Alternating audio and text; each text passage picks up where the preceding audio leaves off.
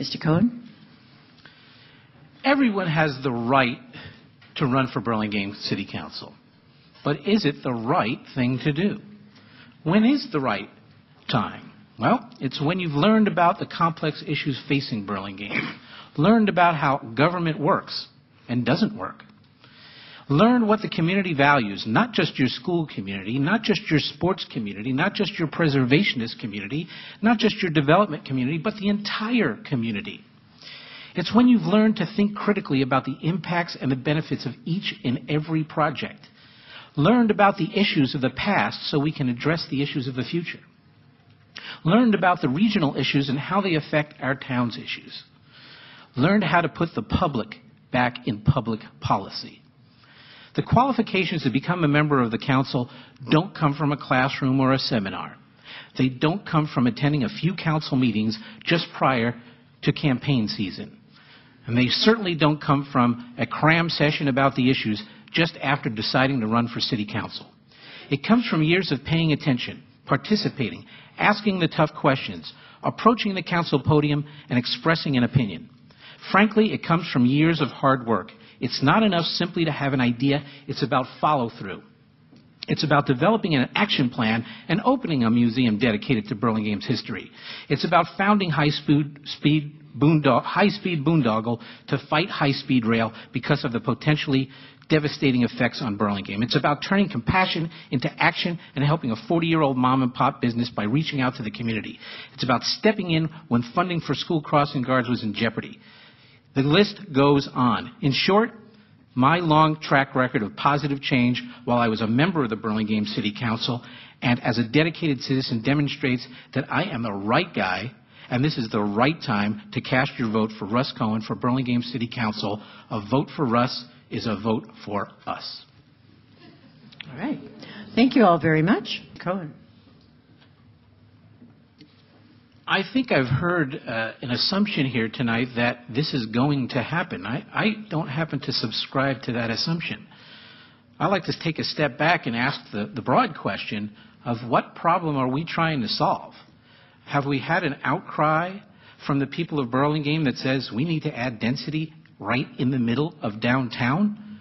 I haven't heard that. That's the first question I have, and I approached the council several weeks ago when they signed an exclusive agreement with one particular developer because I felt that that was not good public policy. I still don't think that's good policy, and I want to talk about the unintended consequences of adding density downtown. We don't think about this often, but if we're adding a population downtown, then where do those children go to school? We already have an overburdened school system. Washington School, which is the closest school, is bursting at the seams. Are the children going to go? And I have much more to say, but I can't say it.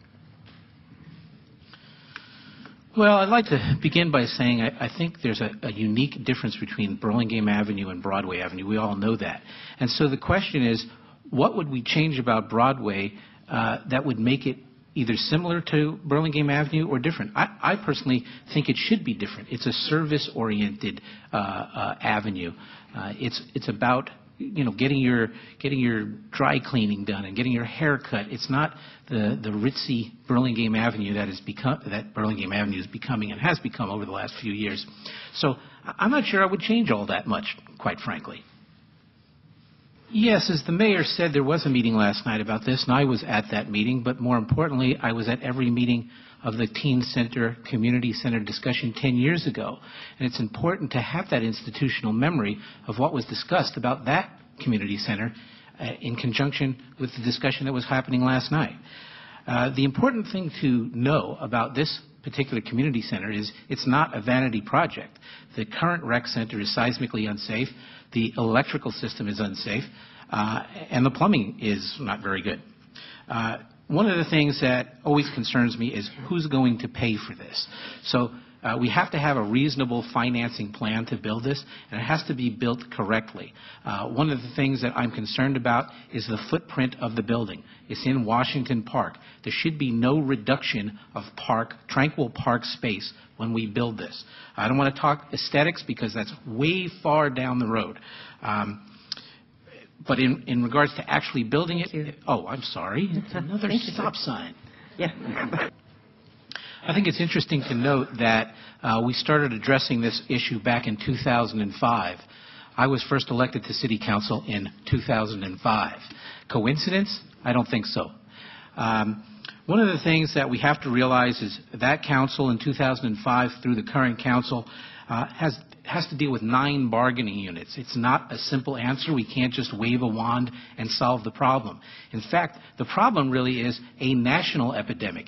It really has to also start at the state level to address the problem. It is not just a local Burlingame issue. It's an issue everywhere. And again, I think others have delved into the details far more than I can right now, but it's clear that we've been working on this problem. We continue to work on this problem, and I certainly make it a priority if I'm elected. Yes, I think we have to talk about a couple of things when it comes to sustainability. LEED certification, for example. Right now, we require LEED certification for public buildings, but we don't require it for commercial buildings. We should.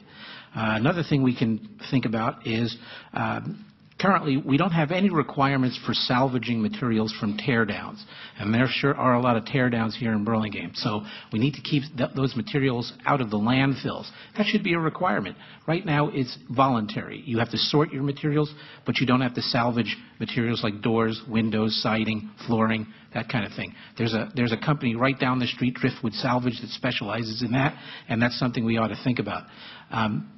There are other things, obviously. The level of LEED certification can be increased, and many other things that we can talk about. Mr. Cohen? I'm hoping you can ask the question again, because I'm not sure I understood it, and none of the answers cleared it up for me. Surely. In an era when we're recovering from an economic downturn and dealing with cutting employee benefit programs, why are we spending so much money on Burlingame Avenue? If you are elected, how would you direct the funding needs of the city? All right, I'm going to answer the last part of the question because I think that's the important part of the question. The other folks answered the issues about Burlingame Avenue and the fact that it was going to be torn up anyway. What you have to do to be fiscally responsible is, just like your own budget at home, you have to have a reserve budget for unexpected expenses. Let me give you an example. Many years ago, perhaps 12 years ago, the city did have a surplus, and they gave a gift to Burlingame. They said, we'll fix your sidewalks for you. Well, back in 2005, the council, and I was on the council at the time, we were forced to take that gift away. I'd like to give it back if we have surplus. Thank you. Hey, Mr. Cohen. Well, frankly, I don't know enough about it to make a decision. I just read the article yesterday in the paper, so I hesitate to say yay or nay.